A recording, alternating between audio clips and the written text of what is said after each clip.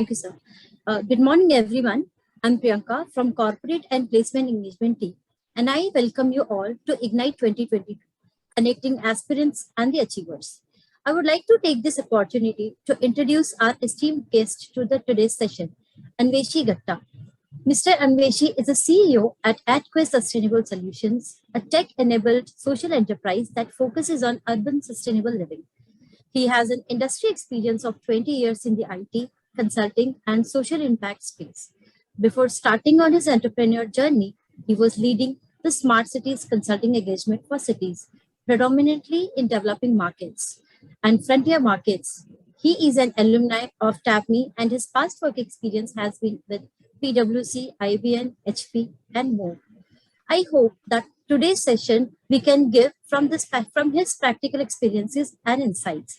Thank you very much, sir, for being a part of Ignite 2022. We at TAPMI are truly honored to have such a distinguished personality amongst us today and are looking forward to your session. Participants are now requested to use raise hand feature to raise their queries and also can put the questions in the chat box. With this, I now request Anveshi sir to take over the session. Thank you. Thanks, Priyanka. And thanks everyone for being around at 10:30 a.m. on a Sunday morning. I'm sure there were better things to do, but you chose this. So the next 1 hour, you are definitely on the screen. So let's get started. So what I'm going to do is share a few slides. I've got a very small slide deck going my way. So it's about 10 slides just to get a conversation started. In fact, I'm going to keep it fairly interactive. Even after this slides are done, I believe there's going to be a lot of conversations, interactions that I would want to have with you guys out there. So the agenda, I think, by the way, slides are coming through, right? You see the slides on slideshow mode? Yes, sir. Yes, sir. It's visible. Yes. Yeah. Okay, cool.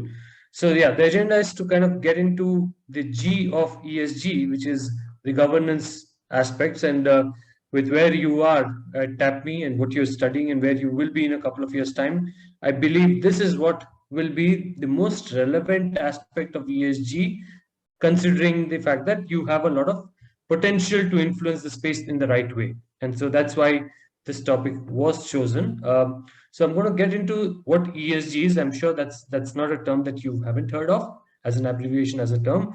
But what I would want to do in the next minutes is kind of leave this picture on the screen and see if we together can kind of start pointing out what ESG could have meant. Let's start with the E and then the S and the G. The environmental now. If I kind of have those few icons around me, let's go a roundabout way and see if we can figure out what each of these probably would have meant in the context of environmental. Any cases, I mean, this is wild guesses, of course, but just the picture and what do you think it represents when it comes to environmental? Forest. One word answers what it'll be. Forest. Forests, yeah, that's good enough. Let's keep going. What do you think that is about? Recycling. Sustainability. I heard recycling. Somebody said assessment review. Yeah, okay. Let's give it one or two more tries. So the 3 R's. The 3 R's, okay, nice. Okay, I'll give the fourth one. So that's also potentially the circularity that we talk of, circular economy that we talk of, right? The 3 R's, the recycling aspects, all of them come into that picture. What do you think that's indicating? Sir, climate change. Yeah. Global warming and climate change, right? I mean, isn't that a very integral part of what we talk under E? And then moving on. Water Conservation of water.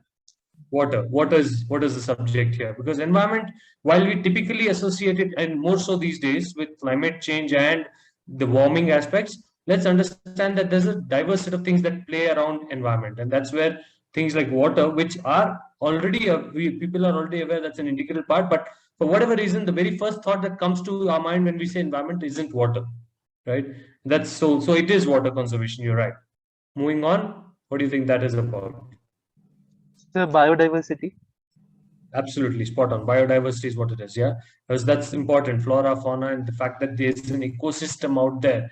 We talk of food chains. I'm sure we've all learned it in our school days. disruptions in food chains because of whatever is happening through human-animal conflicts and other things is an important aspect of environmental. And the last one there? Emissions. Yeah, Pollution. straight and forward emissions, because that's pretty much takes the most of the limelight when it comes to environment today. The emissions aspect, along with the global warming, takes most of the limelight. So it's a very crucial aspect. So that's environmental, fairly there. We seem to know what these are about, and that's great enough. Let's go to social. What do you think that's looking like? Unity and diversity. Nice. I like what you said. Diversity, unity, and diversity. Yeah. More on Equality. equality. Yeah. Community. I'm sorry. One more time. Community. Community. Okay. Yeah. That's another one. That's nice. So I think we're getting there. Diversity, equality, community. Yeah. Getting there. Let's move on. What is this? Sir, spreading love for all. Yeah. Spreading love for all. Probably the word that I would have chosen is care for all. Yeah, that's more like what I would have chosen. But love for all and compassion is the essence of what it's showing there. Yeah, so that's that. What is this? Equitable resources available to everyone. Absolutely. Like in terms of safe Absolutely. housing. That's what it is. Livelihoods. Yeah, livelihoods and equitable resources. Yeah, it's an essential part because we live in a society that's as diverse as it could get. There's of course the cream of the society, and there's the lesser privileged of the society. And how do we kind of bring them into the conversation is important. Have you come across words like global north, global south? Are those words that have come to your attention? Yeah, that's also an aspect of how you bridge those gaps. Not necessarily saying from a developed and developing world only, but even in a country like ours, we have those society sections, subsections, let's call them so. But that's important as well. What do you think that is? I know it's very small icon. I don't know how much of it's really visible. I'll just explain. There's some buildings and there's a few social media kind of icons. I see a like button. I see likes and comments. All those. Interconnected community. Like internet society. Something. It's an interconnected society. Social interaction is what this is referring to, right? That's what it is. Let's go to the next one. Education for all. Absolutely, it's spot on, right? And that's an important aspect of what you talk of social, because that's at the end of the day the thing that determines how the society would shape up, right? And the last one here, Human empowerment. absolutely right. I mean that's important, and especially in the context of the E. And I say that because the climate emergencies that are hitting us are impacting, unfortunately, women folk a lot more than men folk. And there is enough and more research done around it. But women empowerment it is, you're right. So yeah, I think we fairly seem to have got, in fact, we seem to have got pretty much everything in the social belt. Now let's get to governance. Let's see what we know of these icons. Justice for law, all. equality. Law. Sorry? Justice for all. Okay, justice for all. More? Somebody said law. Equality of law. Sir, equality. Yeah, okay. Keep thinking of in the context of this word, right? That's important. Okay, so you said justice for all, equality, law, and things of that nature. I'll get to the next one. Is it law and order? Rule of law. Order. Yeah, rule of law. Yeah, Fair there. judgments. Fair judgments. Okay, yeah, still there. Impartiality. Impartiality. Yeah, that's fair judgments and impartiality put together. Yeah. No, actually, impartiality would go well for the balancing scales. Yeah, so that's equitable again. Yeah, you're right. It kind of there's an interconnect, but you're right. That also works better there. So what about this one? What do you think that's representing in the first place? Stable administration. Yeah, coming from where? Stable administration coming from The government. Parliament. Institution. the government, the public institutions. That's the essence of it, right? Governance has a very strong relationship with how institutions and governance within them functions, and that translates into corporate policies and corporate approaches. So that's important as well, right? What do you think that is about? Distribution Data of storage. wealth. I heard that data storage, and I heard distribution of something. distribution of wealth. Wealth. Okay. Yeah. Maybe looking like coins, but they're not coins. Just to help you there. I heard data storage, which is fairly where it is. Any more? Accessibility. Accessibility to data, maybe. Yeah. So the essence in this representation, this icon is a database, which is data. That's the point there. Out here, what do you think this is? What do you think this is representing? Right to information. Indexing the data. Right to information, indexing the data, maybe there, but not there in the sense that it's a very technical way to look at it. Essentially, scrutinizing data is what this would have meant, right? Being very transparent and open to scrutiny, right? And then finally, this. What do you think that's representing? A checklist, an audit, an assurance that you're doing your things right? So if you look at the way these things were laid out, there is an aspect of life that comes out here in terms of not just human life, but life beyond humans as well. There's definitely a human angle to this.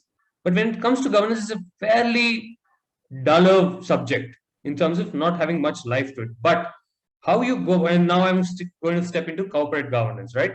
When you look at corporate governance in the space that I believe you guys would at some point play a key role in, when it comes to corporate governance, what's decided in the boardrooms, what decided in the leadership up there, pretty much drives everything within the organization. And if the organization has ESG as one of their agenda items, the governance will shape the direction for environment and social. You cannot do any of these right if you did not have this right. Your DNA pretty much is determined out here. And that DNA is what will drive your E and S. Are we okay till that point? Yeah. So we'll keep our spotlight on governance, and that's the agenda. We'll keep our spotlight on governance, the G of it, and we'll step into this and see what that looks like. Right? Across the hierarchy. Now we all know for sure that corporate institutions have a hierarchy pretty much at multiple layers, but I'm going to kind of narrow it down to 3 layers. We're talking of senior leadership, of course, the board and the management team. Then there's a mid-level, the mid-management team, and then we have the employees. Those are the 3 broad buckets we put down and saying that's the hierarchy. Now, when I talk of ESG, right, where does governance belong is what I was trying to answer. And here's how I've represented it. So there's a lot riding on the shoulders of the folks who sit here. There's a lot in the sense that this is a very top-down kind of an approach when it comes to governance. Yes, there's a requirement that the lowest rungs of your hierarchy are adhering to the laws of the land, but importantly, the direction is shaped up here, and that's why prime responsibility. If I were to just do a scale indicating where it sits, 100% of the prime responsibility sits with the senior leadership folks. Thereafter come the mid-management, because they are the bridge. They are essentially the bridge of what's being decided up there as a strategic imperative and what these folks down here would actually do on a tactical daily basis. And that's where there's a significant amount of responsibility riding on them. Yet, it doesn't absolve the employees from responsibility. They are the ones who are kind of looking at these things when rubber meets the road. And that's why they are an equally important stakeholder. But not the one important aspect to kind of take from this slide before we move on is a lot is riding on these guys. And that's why they sit way up in terms of the ESG relevance to them, right? So that's the way the hierarchy maps with the ESG agenda, and specifically the G of the ESG, right? If that's how the G of the ESG is mapping up, let's look at one at a time, right? The senior leadership and governance. I've got 6 broad subjects, and I'm going to probably talk about it, cite examples, and see if we can relate to things a lot better. And we'll keep going that way. So for the leadership team, your governance strategy is where you are setting direction. If you as a company decide today that you will go with an approach that is not only having economic gains as your primary indicator of prosperity for the company, you would make sure that that is how the strategy is laid out. That is how the incentives are laid out. That is how the remuneration packages are laid out, right? And that's why providing direction is a very important aspect. And when I say that, it's not just about providing direction from a very policy perspective, but also a lot of other things that will follow further down. But that's the very important aspect. of the leadership team. Regulations. Now, there's a hell lot of regulations that are out there and will be phrased and will come into action in the days and months and years to come. Now, how do you kind of keep yourself abreast of what's happening out there to the tune that you are probably even forecasting what's going to come your way from the policy side? And when you do that, you kind of set a mandate for yourself as an organization and for the company, for the employees, for everyone in the organization, that you've got to stick to every regulation to the T. It kind of sets the foundation for honest ethical practices there itself. So setting compliance mandates is a key aspect. Leading by example, and I'm sure we've kind of heard of this as we learned through our management lessons. There's different ways to act as a leader, and this is one of them that will set you apart, especially when it comes to governance, because this is a subject that is easier to talk about, tougher to practice. And when you know it's tougher to practice, and yet you lead by example, you set the benchmark by yourself, saying we will not cross the fence that we are putting for ourselves, including me myself, so that I lead by example for my team that is working with me. So that's the important part on the ethical aspect. Data, we did speak about it when we were on the previous slide. We need a very efficient data governance framework, and that's important because of the fact that one, there could be sensitive data or personally sensitive data in some cases. Two, it could, even if it's not sensitive data, the amount of cyber threats, data leaks that are happening, pilferages that are happening in the system is becoming a super important topic of discussion. And so data governance, while it could potentially look like a technical subject, I think it's also something that sits in the responsibilities of these folks.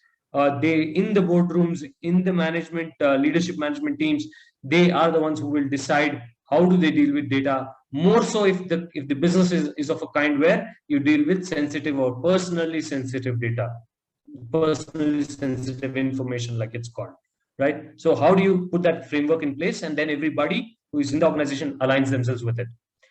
Risks, again, this is super important considering where I come from. I represent AtQuest. We are into sustainability. We talk of corporate sustainability. We talk of climate action and things of that nature. And today, if there is a risk category that is becoming a lot more prominent out there in terms of industries and corporates, it is unfortunately so the climate risks that are coming to the fore.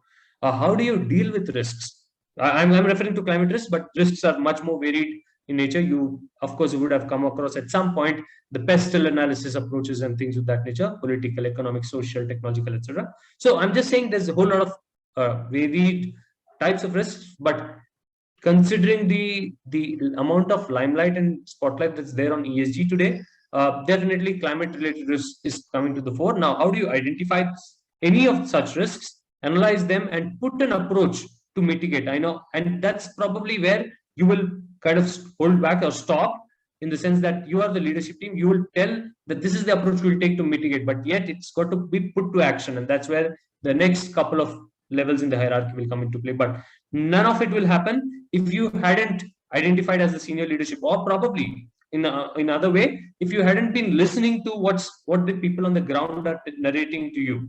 They are the ones who are probably observing these things much better than you are while sitting in the boardroom. So how attentive are you? How much of you your listening abilities are in function is important. But yet again, identification, analysis of the risk in terms of the impact it could have, in terms of the potential severity it could have, in terms of the time horizon in which it could hit you, etc. Depending on, of course, your own business that nobody else but only you will understand better, is an important aspect, right? Risks analysis and mitigation. Further down, there's stakeholders. Now, I don't know how much of this has already caught your attention. Typically, companies have been centered around shareholder value, and that's something we all know. Shareholder value is essentially what drives the markets in terms of the fact that profits, the profit and loss statements, the balance sheets, and all are super critical, and they go in the annual reports. Now, today, there's a shift from that shareholder centricity, and what is also called capitalism, to stakeholder capitalism. Now, it's not just the shareholders. Stakeholders, shareholder plus. And what is the plus about? It's about internal stakeholders and external stakeholders. Internal would mean your employees, your board members, your investors, and etc.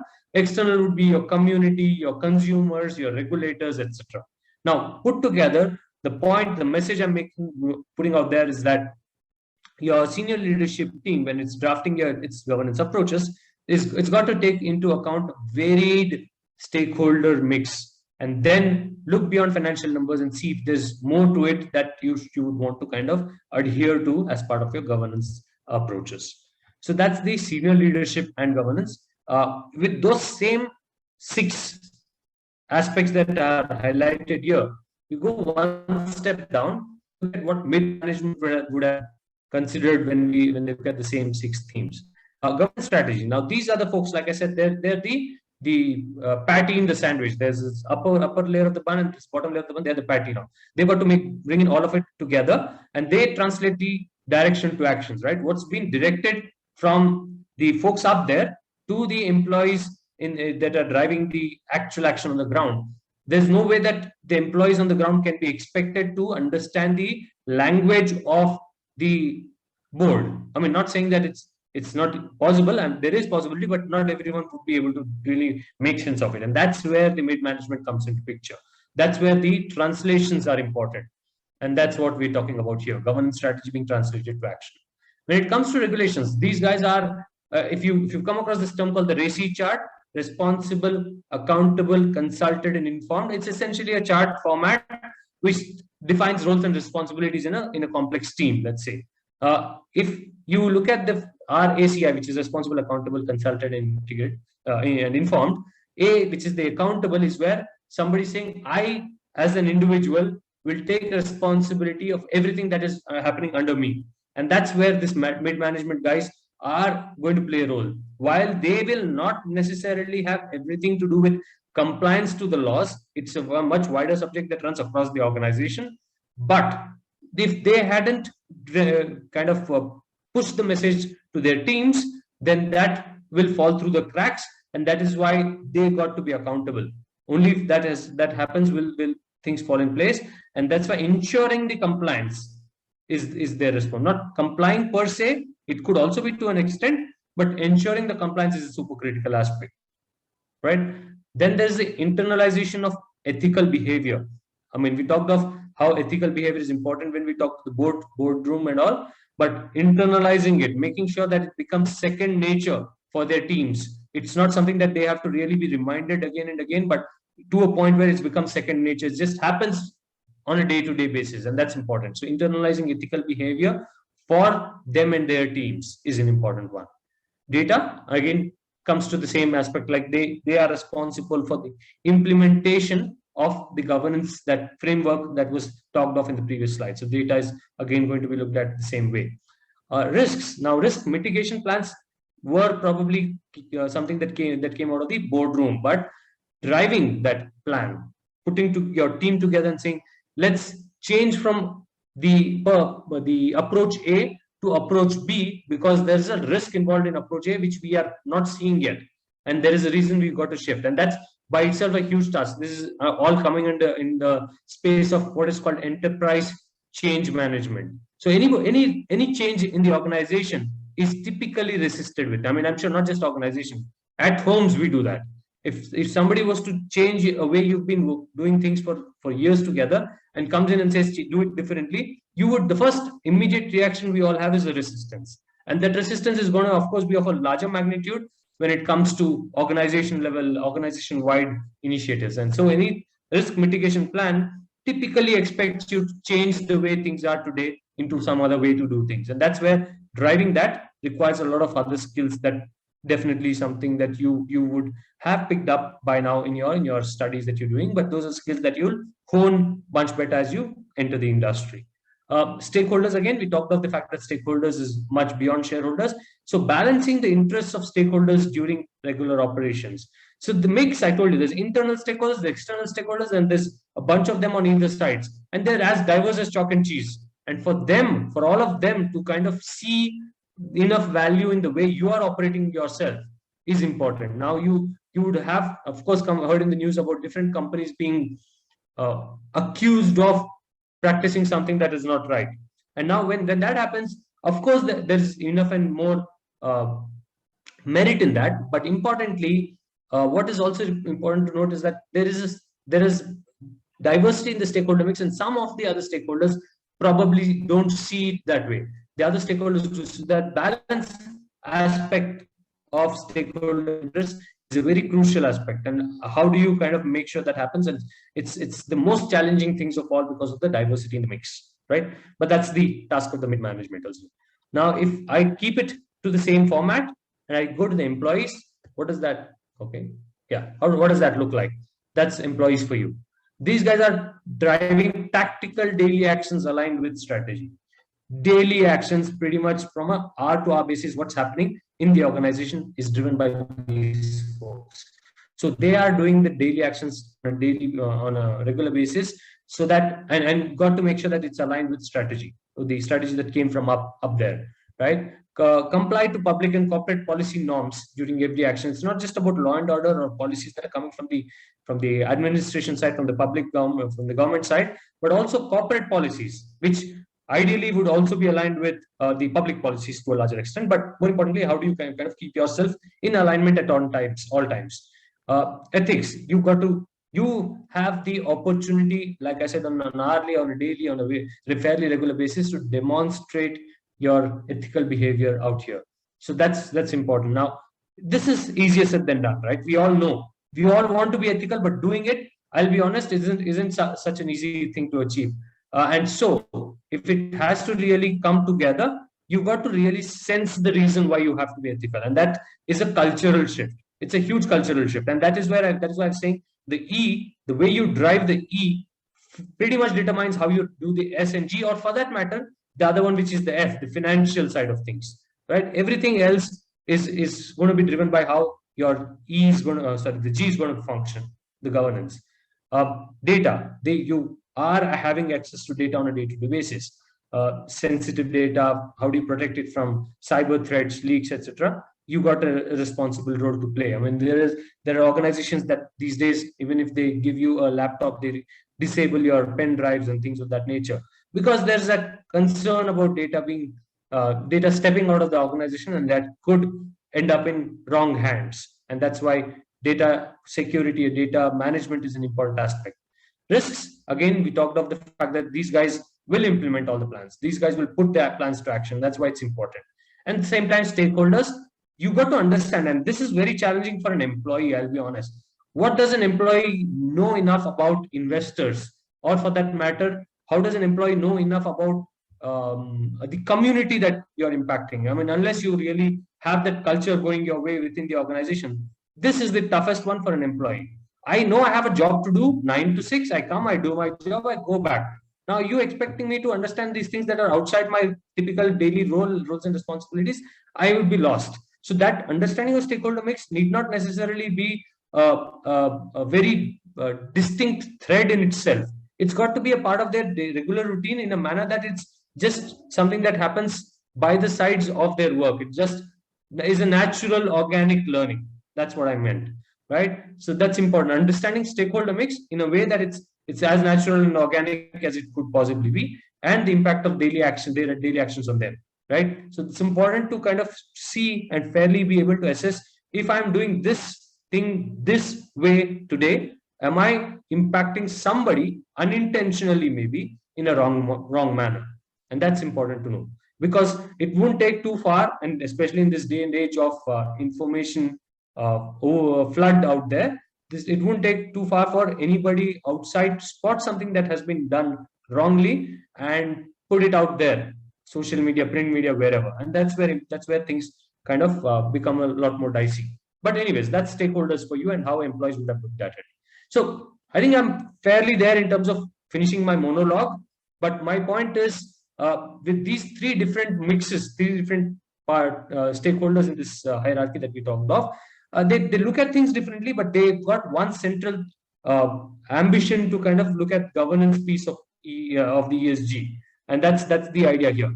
If I were to just lastly put down a few more significant considerations from the governance side, and this is not about which part of the which layer in the hierarchy it sits in, but significant aspects which may have occurred to you already.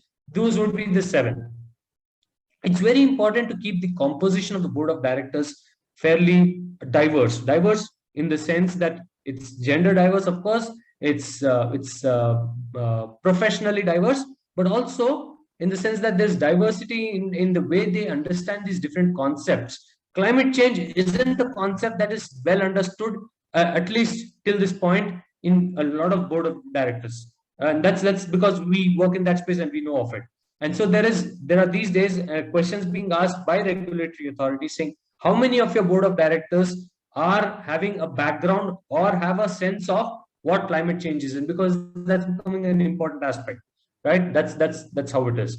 Diversity within the organization. How do you drive the whole aspect of equality, diversity within the organization, across the organization? Forward-looking leadership, because what's coming your way in next 10 years is important for you to be aware of.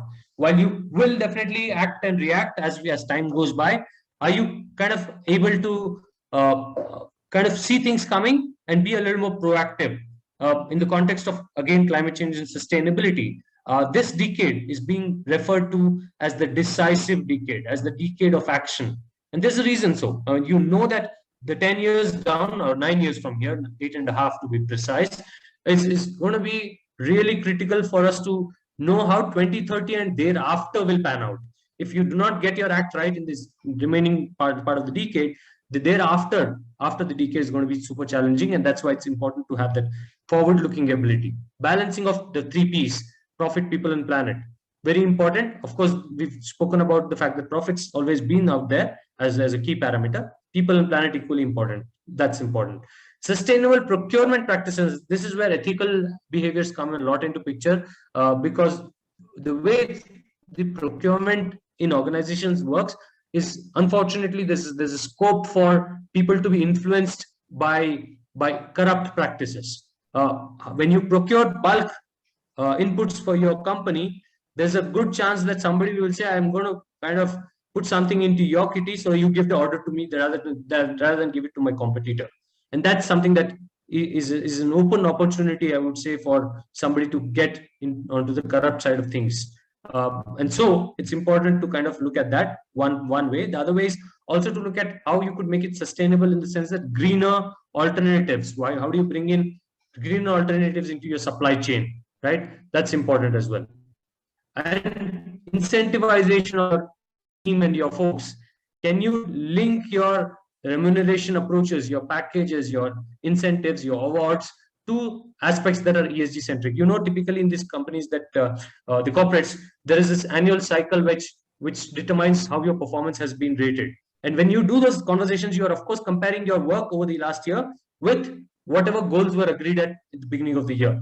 Now, those goals, if you had at the beginning of the year aligned it in a manner that the ESG parameters in the context of your organization, you could pick and choose which one is important, how important, etc., etc. But importantly, if you had those linkages established in the first place, a lot of what I referred to in the previous few slides as challenges like your change management resistance and things of that nature could easily be subsided, right? People typically tend to be okay with changing themselves if there was a sort of an incentive or a reward associated with it.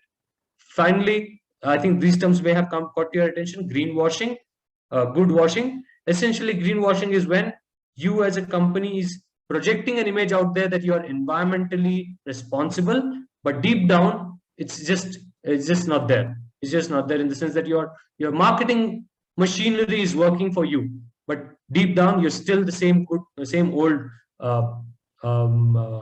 browner version of the corporation that you were. So this typically is brought out a lot more to the fore in the case of the oil and gas companies. They tend to market a lot when they do a green project. Let's say they do a solar panel implementation across a huge piece of farm. They'll definitely put their machinery together and talk about it a lot in the press. But what is hidden, or unfortunately not spoken of, is the fact that even in spite of them doing the right thing with that project, they're still having 95% of their resources going into the fossil fuel economy. So why is it that doesn't come to the fore? Because they'll know they'll get brickbats for it. But what do they put out there? And probably build an impression that they are all good, is the greener side of things. That's why greenwashing. So avoiding greenwashing is important. So is the case with good washing. Good washing is when you are, this is about, greenwashing was about environment. Good washing is about social good. You want to project that you are doing greater good. You're making sure that the society is benefiting out of your actions. Yet when you are on the ground, probably you will see pictures of the real picture is very different. And that's what you've got to steer clear of. And that all of these aspects come under governance. So nothing's far off from what we talked of as governance. So those are the aspects that would be very relevant from a governance perspective as well. And that kind of concludes where we are. I'm done with the talk. Kind of discuss, have a conversation, questions, whatever, and exchange thoughts. So I'll get it back to you guys. Thank you, sir, for such an insightful session. And now I request participants to use the raise hand feature for asking questions.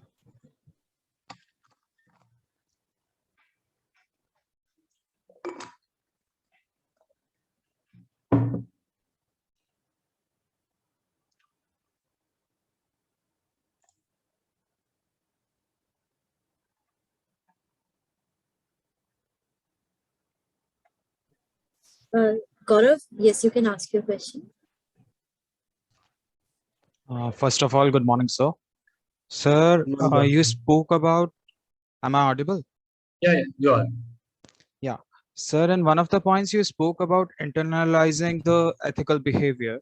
So, sir, Yes. could you give us some tangible points about that, how that could be implemented? So let's just say you know that your office runs a lot on fossil fuels, and that's a fact. In the sense that not every company has solar powering their offices. Now, when it comes to ethical behavior, it could be about the fact that you know that what you when your air conditioning is running at 24 degrees in the office every day, there is somewhere something's getting depleted on the planet, the fossil fuels in this case. Now, if there is a way for you to be observant of it and kind of run this the whole setup in your office in a manner that you are responsible for your actions, and say you don't really use air conditioning post 7 p.m. if you were to be in office at that hour, right? Or for that matter, use it at a temperature that's much more like a 26, which is what is said to be optimal. So those are the fairly doable aspects from an employee perspective. But when it comes to a level up, you go level up, then you're talking about the fact that you do not want to be in a position where you are indulging in practices that are unethical. And I know of companies that have a lot of work that they do with vendors. And I was talking of procurement policies earlier. When you engage with vendors, there's always this lure of people saying, I'm going to kind of get you a benefit out of this if you were to kind of move the ship in my direction. And that's something you got to steer clear of. I'll be honest, it's not something that in this day and age, again, I repeat, in this day and age, it's not something that will be invisible for too long. It's going to be coming out, and when it comes out, you might as well kind of be aware that it's going to hit you in the face. And so I would rather say that's where you got to draw the line in terms of ethics and practices on a regular basis. Thank you, sir. Thanks, Gaurav. Anamika, you can go next. Hi, sir. Good morning. Thank you Anamika. for the talk. It was very interesting. As somebody who's personally interested in ESG, it was especially alluring. So I was just curious, like, about the company that you work. What is it that, when companies come to you for solutions, whatever you offer to them, are there any like hard, constraints wherein they are not willing to go ahead, and what drives them to, like go forward with such, requests for solutions? Yeah. So first things first, yes, conversations with the corporates today as we speak in India are at a point where there is no real reason for them to consider this to be super important. Also because of the fact that India is an economy and the leadership in the country as well. We are aware that we are a growth economy. We've got to, of course, grow as an economy. but we also know we've got to kind of balance it off with the planetary requirements. Now, when we went ahead and declared 2070 as our target year for net zero, a lot of people said that's way too far. And there is a reason why it's way too far. And that's, like I said, the balance that the nation wants to strike between the growth and the sustainability stories. When that happens from up there, when it comes down to corporates, they also align their thought processes, especially in these medium and small sectors, align their thought processes a lot more with the way the country's laws of the land are evolving. The leaders, the larger enterprises, I mean, have voluntarily started taking action, which is the great thing, which is the nice thing, which is the silver lining. But where we are lacking today is the mid and smaller companies, and with them the conversations aren't really as smooth as we would have wanted to, because they don't, I mean, I think if you look at things from their angle, they are still growing and they want to put their attention and resources there. But having said that, the regulation in India, 1,000 companies, I think you're aware, probably, there's a regulation that says that 1,000 companies in India will have to submit from this year onwards something called the BRSR, which is the sustainability report. Now, a lot of these companies, a significant 75-80% of these companies are mid and small caps. And if these guys have to do it, it's going to be super challenging unless they really are having their heart in the right place. But regulation, if you cannot skip the regulation, so they will eventually still do it. So the regulatory market is now kind of driving it. But hopefully, in the next 5 years or so, it will come to a stage where it's a lot more voluntary than what it is today. In terms of that. But where we come in, where we as AtQuest come in, we are indulging ourselves in conversations with these corporates, driving what we call two things: institutional behavior change and individual behavior change. We are putting our energies into driving both of them. Institutional, because of course we discussed, the corporate actions are important and that it is driven as an institution. And then there is also the individual in each organization who's got to align himself or herself with the corporate ambition, corporate strategy. And that's where the behavioral changes aspects from an individual's perspective within these corporates is equally important. So we have a bunch of methods and tech solutions that help us get there. I see. Thank you, sir. That answers my question. Sure. Thank you. Malika, you can go next. So, thank you, sir, for the insightful session. My question is also more like a follow-up to what Anamika had raised. So when we talk about corporate governance, it may not imply the same aspect for everyone. Like if we talk about banks, employees, or communities or societies at large, it means different for everyone. So how can we, as a governance point of view, bridge that gap so that everyone is able to understand what it means? And my second thing is that since we're talking about governance, like what do you think are some of the most critical issues in the businesses today, apart from the environmental challenges? So I'll take one at a time, and I may have to come back to you to remind me of the second question after I've answered the first. But let's take the first one first, which is to say, how do you kind of get this message across to different people in a manner that is probably well comprehended, well understood by each of them? And that's probably where you're headed. So what I'm going to get to is the fact that today in India, there is a growing amount of glossary on sustainability. What I mean by that, there's a lot of things that are coming to the fore. Sustainability as a word has been around, but the way it's catching up in terms of the conversations, in terms of the different lexicon that is coming out, is something that is a lot more of the last 2 years. Now, everyone wouldn't really understand the same language. When you're speaking to an investor, you've got to speak in a language that is relevant to him. The financial numbers will make a lot more sense to him. How does it matter if he picks a company which is less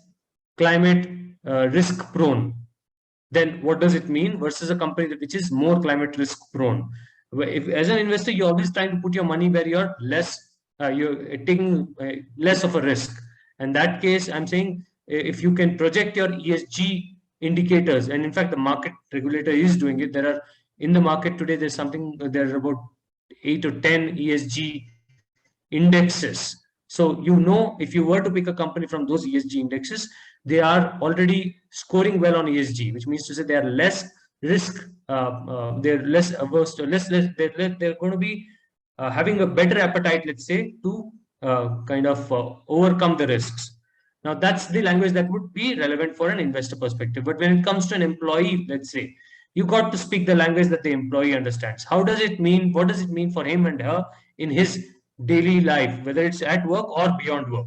How does it change things? Does it even matter to him?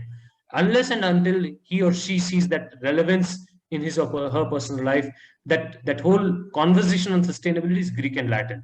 And that's important. So you got to really understand that it cannot be a one size fits all approach to these different stakeholder mixes. And that's the crux of it all. How do you communicate? Communication is a key piece of this whole ESG agenda. And how do you communicate to different stakeholders in a language that's relevant to each of them is what is important as well. I think I'll need you back to remind me on the second one that you asked. So my second question is that, like, according to you, what are some of the most critical ethical issues that are arising in businesses today? Apart from what we understand about the environment, what other aspects of ethics need to be considered? And what are the most critical issues in businesses today? So I think one of the most critical one is the fact that there's a growing consumer awareness. Plus, of course, the employee awareness. And when I say employee awareness, I'm referring to folks your age. The Gen Zs who are entering the corporate sector are actually demanding a lot more responsible behavior from their employers. But let's get to the employee side a little later. Let's look at the consumer side. Today, I mean, just last week, I had a forward that somebody sent me. This was about a small mineral water bottle from Tata. It's a 250 ml mineral water bottle from Tata. It's called, I think it's called Tata CU or something. It essentially meant Tata Copper, right? It is referring to copper enriched water, which is packed in that bottle. But where people, especially the aware consumers that I'm referring to, kind of missed the point, or they didn't really get why Tata would have done it, is because it was what you call copper enriched water packaged in a plastic bottle, which will eventually end up, unfortunately, at some landfill, right? For all the good that you want to talk about your product content, the packaging is something you missed your game on. Now, that's the level of awareness. And now it's become a social media conversation to the point where I'm hoping somebody from Tata's are looking at it, because we associate, a lot of us associate Tata's with a lot of integrity in the brand values. And that's something that wasn't acceptable to a lot of netizens out there. Now, the point is, this is what is called greenwashing. And unfortunately, in this conversation, we are associating it with a big brand, which we all know of. Again, there are other examples where there have been NGOs and civil society who have sued companies because of their unethical practices. And that's happening a lot more these days. Most often than not, the oil and gas companies take the brunt of it all, because they have been in this sector where the emissions are the culprit for a long time, and they aren't change. Not many of them are changing their approaches today. If today we know, I'm not advocating any particular business group here, but today we know that the Ambani group has decided to go spend about a few thousand, not few, many thousands of rupees into what's being called the green economy. It means something. They want to kind of build a end-to-end green hub in terms of solar manufacturing, green hydrogen, and things of that nature. And that's something they're spending a whole lot of their corpus in. Now, what does that tell me? I would have typically associated the Ambanis with the oil and gas sector, but they are also at least seeming to be aware of the fact that things are shifting from the brown economy to the green economy, and so they're putting their money into that sector, which is where they know that the industry will shift, and alongside it will at least give them a moral high ground to say we did something that was right for the planet. And that's important. That's going to happen a lot more. Ambani's done it, and so I believe I think Adani's followed him, and he's also doing something on those lines. But the larger point is where the money is in terms of the business houses. They got to really decide how do they shift their portfolio, and that's happening a lot. Portfolio shifts from the brown economy to the green economy, and that's the other trend that I'm kind of observing. So yeah, I think that's in a nutshell a couple of those trends that are happening today. Thank you, sir. Yeah. Kiran, you can ask your next question. Thank you, sir, for the insightful session. Sir, Yes, my question is that do India have a long-term or short-term goals in respect to the social and governance factors? Because we have goals in environmental factors as per the Paris Agreement. Do we have a short-term or long-term goals for S and G factors? I don't think it's cohesive. It is there. It is definitely there. It isn't cohesive. When it comes to social, we all, of course, know of the CSR rules. That's an important aspect of how social and corporate functioning comes together. Although, truth be told, the social side of things, the CSR side of things, is by a lot of companies done more like a tick in the box kind of action, and that's not such a great thing to kind of be aware of. But yeah, that's what it is. But that's the social side of things. Apart from the CSR, there's of course the Manrega. Essentially, at the end of the day, social initiatives, but taken by the government. So corporate may not really have a role to play, so much of a role to play there. But that's the social side. When it comes to the governance side, I would say a lot of it rides on the shoulders of the market regulators, the SEBI and the other market regulators that are there. If today companies are expected to submit what we all know as annual reports, it's because SEBI at some point mandated that. If tomorrow I'm saying there's going to be a BRSR kind of a mandate, which is a sustainability report mandate, it's again because the SEBI mandated that. And why is SEBI able to do that? Because these mandates are for companies that are listed on the market, and they are the ones who are the regulatory authority for every company listed in the market. So if you want to be listed in the market, if you want to generate your money from the markets, you got to definitely stick to the rule book, and the rule book is something that the SEBI guys would come out with. There are, of course, apart from SEBI, other ministries who have come out with different pieces here and there for something like data security. The Ministry of Information Technology, MEIT, like it's called, has come out with the cyber security rules. So it's a lot of it is in isolation. The cohesiveness or the coming together of them in a manner that it is speaking giving one clear message, concise message, isn't yet there. Yeah.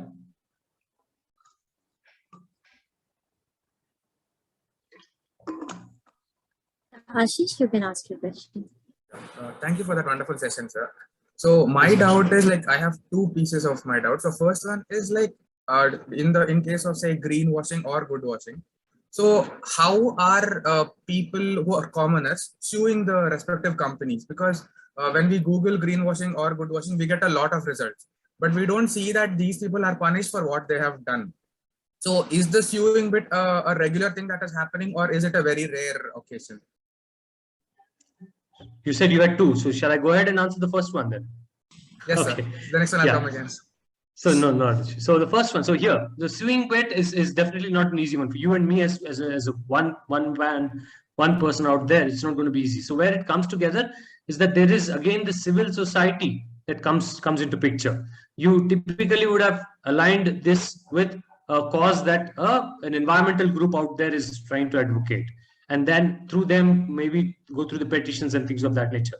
I haven't come across much in the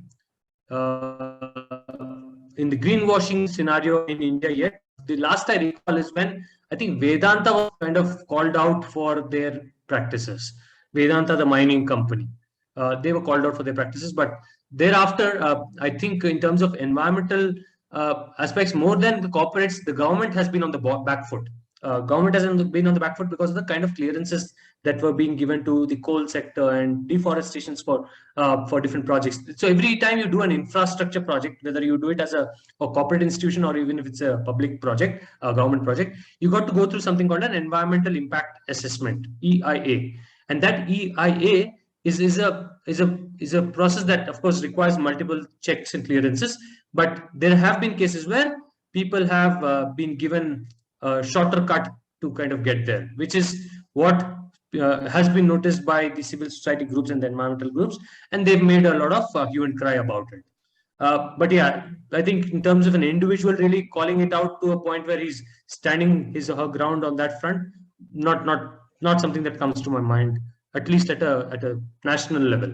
Maybe in the local city politics, we could find a few examples, like there's lake encroachments that happen, and those are called out and things of that nature. Right, sir. So the second question was, so how is the trickling down of this sustainability, sir? Because we spoke about varying levels in the hierarchy, and say in the last level where are just employees, and India has a predominant workforce of say blue collar jobs.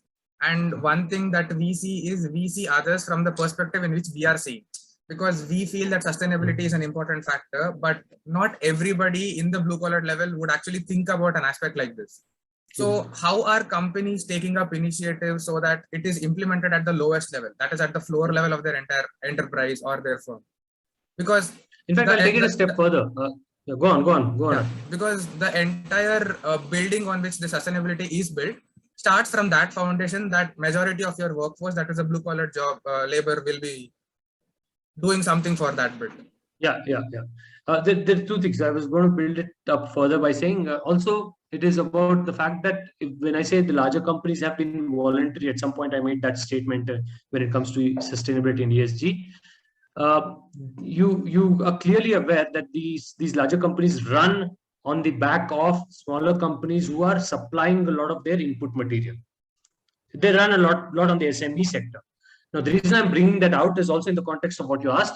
The smaller and medium sector, these companies have a very different context, and they do not necessarily understand or may not have the bandwidth and resources to understand. Yet, if they hadn't put their house in order, and that's something that isn't happening enough yet, if they hadn't put their house in order, the larger companies will never be able to claim what is called a net zero corporate, because they are dependent. I mean, the footprint, or the carbon footprint, like it's called in the technical parlance, is a mix of what you do inside your boundary, in your own operations, in your own campus, plus how you're running your supply chain. The supply chain. Now, when you ask in a particular company, there's white collar and blue collar is a majority. You're right, and that is where you got to really sit down and see what sort of a cultural shift will it require. What should your incentives possibly be? Can you incentivize people to kind of act green?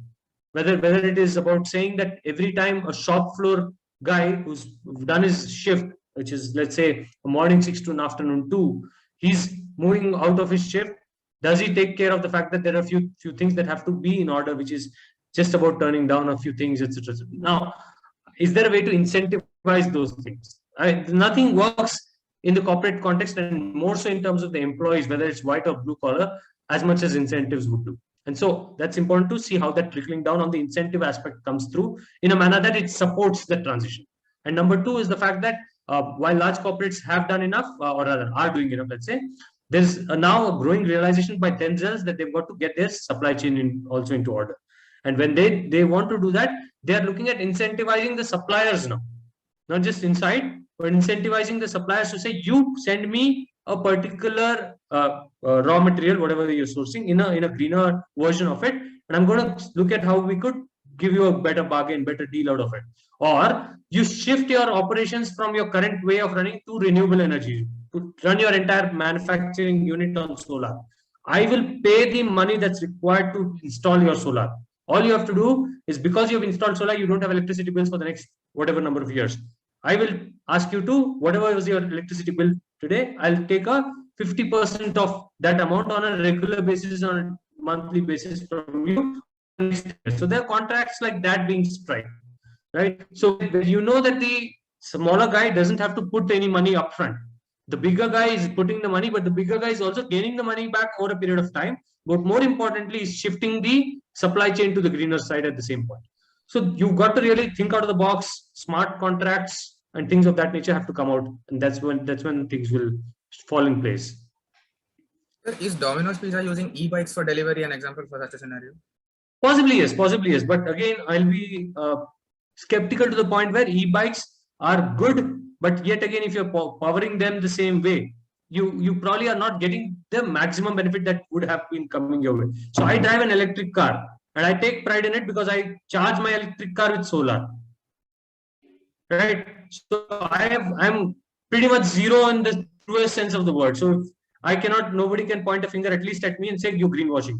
That's not going to happen. So my point is that to what extent will you drive yourself to on that towards that practice is something that only you can take a call on. Thank you, sir. Thank you so much for that. Yeah. Cool. Sir, if time permits, can we take one last question? Sure. Let's do that. Malika, please go ahead. So, sir, like I have a question. When we talk about all these facets, do institutions also get a visibility into the governance risks which are actually being faced by a company? And I'm talking about non-financial risks. For instance, like very recently, we've had scandals where, there are European companies who are coming on the front pages for, succeeding very well or succeeding very highly. But as a shareholder, will I get the knowledge to understand if the company is being able to follow the correct corporate governance steps? So why is there like a sudden spike in their performance? So on that front, do we get that kind of visibility? I mean, I think publicly available information, unfortunately, is only what they publish. I mean, what the corporates publish. But okay, let me take it a step further. Annual reports, of course, is the way to go, right? To kind of get as much information as you would want. Probably that's one, and of course, the media reporting and things of that nature. Where I'm going to kind of pin my hopes on what you asked is the fact that world is moving towards what is called integrated reporting. Annual reports is financial reporting. Typically, you have a annual report which talks of the plans, the future roadmap, the strategy, etc. And then there's this part of the annual report that gives you the numbers, sales and income and balance sheets and things of that nature. Now, when we move towards what I was referring to as integrated reporting, you are then bringing in the financial aspects and the non-financial aspects into one document. Now, when that happens, what is being aimed for is the fact that when you say you are doing good for the environment, social, or the governance, I don't think governance much, but environment, social for sure, your numbers reflecting it. I told you of the example where you may be doing a solar project as an oil and gas company, but you also are still investing 95% in fossil fuels. Now, that kind of differentiation is something that is tough to spot to the common eye if the information is not at one place. You can give me 3 PDF files and ask me to spot it. Maybe I'll have to spend a couple of weeks to get to that stage. If it was what I am referring to as an integrated report, then the interlinkages is something that will be a lot more stronger. You can clearly sense and clearly interpret the linkages between one to the other. If you are telling me in page number 7 that you're doing a 50-acre solar project, and as I go to your page number 57, if I see that your investments into your sectors are not matching what you said up there, I can clearly see it then and there. That's the essence of the integrated reporting. Club that with the way Indian market is evolving. MCA, which is the Ministry of Corporate Affairs, has set out an ambition to make all the annual reporting work, financial and non-financial, digital. By digital, I don't mean PDFs. By digital, I mean an online system into which you will feed data. And that data, when you feed there, will automatically identify the miscommunication that you probably are intentionally or unintentionally indulging in, right? So that's the idea. If you keep data which is digital, you can always draw trends and you can identify whether a company over a period of time is really progressing on the greener side. If your company is growing at 20%, 20x, let's 20%, let's say not 20x, 20% year on year, but your greener investments are growing only at 2%. That means nothing at all for a company that for the sector that has to go greener. And that's something that will be coming out a lot more when the digitalization of this data happens, much beyond the current PDF versions of the annual reports that we are talking about. Thank you, sir. Did that help? Yes, sir. It actually also kind of like goes to one of my concerns, which is that when we're talking about, accessibility of this information, it is kind of limited. Also, I feel like with corporate governance, there's also media ownership, which comes as a part of it. And what happens is that multiple times there is this media cross ownership, which is happening. So like a single corporate entity owns multiple media channels. So that kind of also infiltrates on the kind of information that we're getting. Like you gave the example of Tata and greenwashing. So that kind of comes to us as users. Yeah. No, you're right. So you and me are only going to see what we see on our feed. I mean, whether it is LinkedIn feed, whether it's news feed, whether it's print media that we're reading, we'll only see what we see. But if you were to kind of join the dots over a period of time, probably you'll sense where things are going wrong. I mean, that of course will require more time. But if these initiatives, like the one I was pointing to, which the MCA is intending to take up and bring together, were to come about, then I think it'll make life a lot easier for us to spot those aberrations a lot more regularly. Yes, thank you, sir. Yeah. Thank you, sir. As we are moving towards the end of our session, I now invite Anamika to give the vote of thanks. Thanks, Priyanka. So I would like to take this opportunity to summarize the webinar and deliver the vote of thanks. So ESG is a growing domain, set to try and tackle the unprecedented changes in the world due to climate change and global warming. Today, we got into ESG and basically the G of the whole aspect. We started off with breaking down ESG into different aspects and how it's made up and how they are all interrelated. We learned about the hierarchy of governance and stressed on how senior leadership provides direction. The mid-management then translates the direction into actions, and the employees are responsible for driving tactical daily actions aligned with the strategy. Then we were informed of the other significant considerations for governance in terms of composition of board, diversity within the organization, a proactive leadership, balancing the 3 Ps, sustainable procurement, and linkages of the ESG incentives. We also talked about projections of greenwashing and good washing. What was stressed upon may be encompassed in this quote by Barack Obama, which is that we are the first generation to feel the effects of climate change and the last to do something about it. So with that, I extend a warm gratitude to Mr. Gutta for taking the time to share his valuable insights and also patiently answering all our questions. It's even more special since you're an alumni of TAPMI from our batch of 2007, and you're driving such meaningful changes around us. So we really hope to interact with you again in the future, and thank you for taking the time to join us. Also, a special mention to CET team for making this possible and ensuring the people who were interested could attend the webinar. Thank you for that. Perfect. Thanks everyone. Thanks and all the best. Bring about the change the way you can. Please go for it whenever you get an opportunity. Yeah. Thank you. Yes. So, Thank you, sir.